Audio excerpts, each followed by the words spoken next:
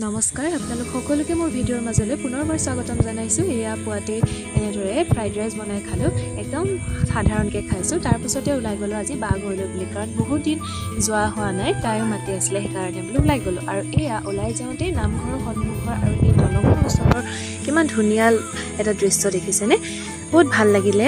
আৰু এইকেইদিন যিহেতু ইফালে অহা যোৱা কৰি আছোঁ যদিও ভিডিঅ' কৰা হোৱা নাই, কাৰণ লৰালৰিকৈ ওলাই যাবলগীয়া হয়, সেইকাৰণে ভিডিঅ' কৰিবলৈও নহয়। আৰু বতৰো কোনো ঠান ঠিক নাইকিয়া হৈছে, কোনোবা দিনা বৰষুণ, কোনোবা দিনা প্ৰকাণ্ড ৰ'দ, গতিকে তেনেদৰে থাকি যায়। আৰু এইফালে কিন্তু এটা বিশেষ অসুবিধা হৈছে, কাৰণ এইবাৰ খেতি কৰিবলৈ বহুত পলম হৈ গৈছে।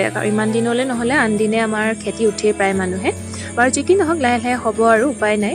তাৰপিছতে বাঘৰৰ পৰা আহিলোঁ, আহি সেয়া ৰুটি বনালোঁ পাপাৰ কাৰণে, পাপা যিহেতু কামৰ পৰা আহিব। আৰু এয়া তাৰ মাজতে কৰি ল'লোঁ কুঁহিয়াৰকেইডাল চাফা কৰিলোঁ অকণমান, যিহেতু গোটেই সেইদিনা বতাহে হাওলাই পেলালে, আৰু এই বাঁহকেইডালো ভালদৰে বান্ধি দিলোঁ।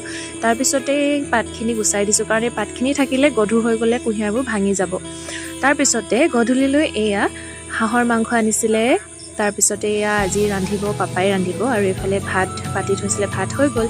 এইফালে মাংসখিনি ঠিক কৰি দিলোঁ, আৰু মই আদা নহৰু এইখিনি ঠিক কৰিলোঁ। এয়া প্ৰথমতে পিঁয়াজখিনি দিয়া, সকলোৱে ৰান্ধি খাব জানেই যিহেতু। আৰু আজি আমাৰ কাৰণে এটাই স্পেচিয়েল, কাৰণ আজি পাপাই ৰান্ধিছে, আৰু পাপাই বহুত দিনৰ মূৰত ৰান্ধিছে এইদৰে, সেইকাৰণে খাবলৈ পাম যিহেতু। এয়া দেখিছেনে, এয়া হৈছে ধুনীয়াকৈ শুকান ভাজি, শুকানকৈ বনাইছে, যিটো আমি ড্ৰাই ফ্ৰাই বুলি কওঁ। আৰু এয়া ৰেডি হৈ গ'ল অলপ পাছতে। তাৰপিছতে এতিয়া ৰান্ধিব কোমোৰাৰ লগত, কোমোৰাৰ সৈতে কোমোৰা, আলু আৰু মাংস এনেদৰেহে ৰান্ধিব।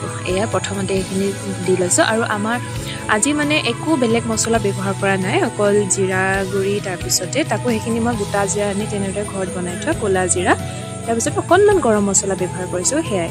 আৰু এই এইফালে কোমোৰাখিনি দি দিলে, আৰু পাপাই হেতাৰে খুচৰা পদ্ধতি অকণমান বেলেগ, চাওকচোন, আমাৰ নিচিনাকৈ নুখুচৰে। আৰু এয়া তাৰপিছতে পানী দি ধুনীয়াকৈ ঢাকি দিব। আৰু এইখিনিতে এটা কথা কওঁ, এইবাৰ যিহেতু মহৰ সংখ্যাটো কিন্তু যথেষ্ট বেছি, আৰু তাৰ কাৰণে এইবাৰ বেমাৰ আজাৰো বেছি হৈছে। প্ৰায় মানুহবিলাকৰ এতিয়া জ্বৰ, মূৰৰ কামৰণি, গাৰ বিষ সেইবিলাক হৈছে, আৰু সেইকাৰণে আপোনালোকে সাৱধান থাকিব, পাৰিলে ঘৰৰ আশে পাশে চূণ ছটিয়াব। আৰু আজিলৈ ভিডিঅ' ইমানেই আছিল, এতিয়া আহিছোঁ, বাই।